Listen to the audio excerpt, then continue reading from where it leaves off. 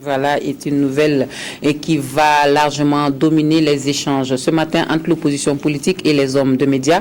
Au siège du chef de file de l'opposition politique, la première conférence de presse va donner le ton pour l'année 2014.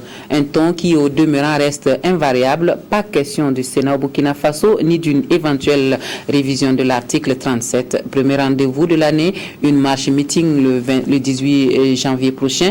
Des précisions avec Maxime Zongo.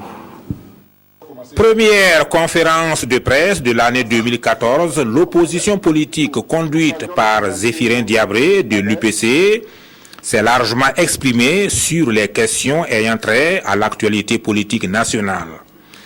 Après avoir fait le bilan de leur lutte au cours de l'année écoulée, le chef de file de l'opposition et les autres membres de l'état-major permanent de crise se sont ensuite appesantis sur les déclarations du chef de l'État par rapport à l'article 37 et au Sénat. Désormais, le jeu est clair et toutes les manœuvres dilatoires auxquelles nous avons assisté depuis des années ont révélé leurs intentions cachées. Nous sommes donc à une nouvelle étape du combat de notre peuple. En réaction donc à la position du pouvoir en place, l'opposition politique a publié un communiqué pour indiquer la conduite à tenir.